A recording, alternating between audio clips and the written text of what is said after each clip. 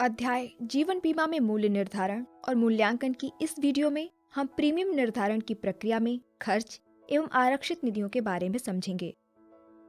जीवन बीमा कंपनियों को परिचालन संबंधी विभिन्न प्रकार के खर्चे उठाने पड़ते हैं, जिनमें शामिल निम्न हैं: एजेंटों का प्रशिक्षण और भर्ती, एजेंटों के कमीशन, कर्मचारियों का वेतन, कार्यालय परिसर, कार्यालय लेखन सामग्री, विद्युत प्रभार, अन्य विविध खर्च आदि। बीमा कंपनियों द्वारा इन सभी का भुगतान एकत्र किए जाने वाले प्रीमियमों से किया जाता है। इन खर्चों को शुद्ध प्रीमियम में लोड किया जाता है। जीवन बीमा कंपनी दो प्रकार के खर्चे करती है। पहला, जिसे नए व्यवसाय के खर्चे के रूप में जाना जाता है, अनुबंध के प्रारंभिक स्तर पर खर्च किए जाते हैं। खर्चों का दूसरा प्रकार, जिसे नवीकरण व्यय के रूप में जाना जाता है, बाद के वर्षों में खर्च किए जाते हैं। खर्चे भी अलग अलग तरीकों से निर्धारित होते हैं, जो खर्च के प्रकार पर निर्भर करता है। उदाहरण के लिए, आमतौर पर एजेंसी प्रबंधकों, विकास अधिकारियों के लिए कमीशन और प्रोत्साहन अर्जित प्रीमियम के प्रतिशत के रूप में तय किए जाते हैं।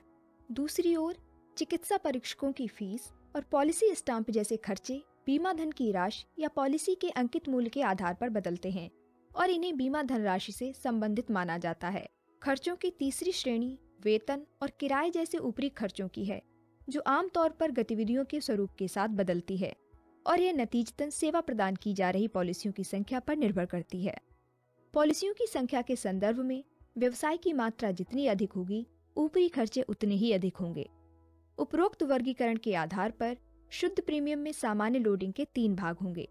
प्रीमियमों का प्रतिशतांक प्रत्येक 1000 बीमा धनराशि के लिए एक स्थिर राशि या अंकित राशि, जिसे शुद्ध प्रीमियम में जोड़ा जाता है, प्रति पॉलिसी एक स्थिर राशि।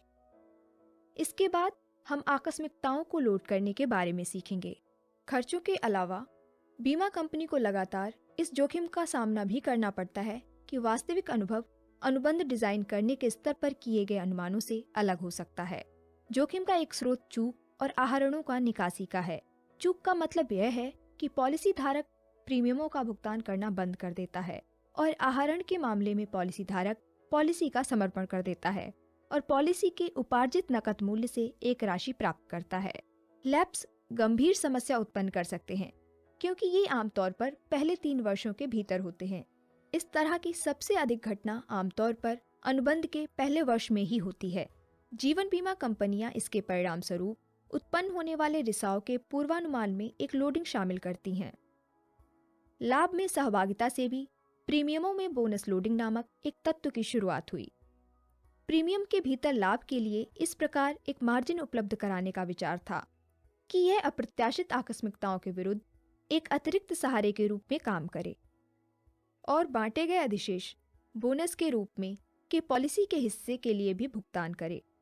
बोनस लोडिंग की सुविधा का एक कारण, जिससे जीवन बीमा कंपनियां अपनी दीर्घकालिक देनदारी चुकाने की क्षमता और पूंजी की पर्याप्तता के बारे में आश्वस्त हो गई थीं। संक्षेप में हम कह सकते हैं कि सकल प्रीमियम बराबर कुल प्रीमियम प्लस खर्चों के लिए लोडिंग प्लस आकस्मिकताओं के लिए लोडिंग प्लस बोनस लोडिंग। धन्यवाद।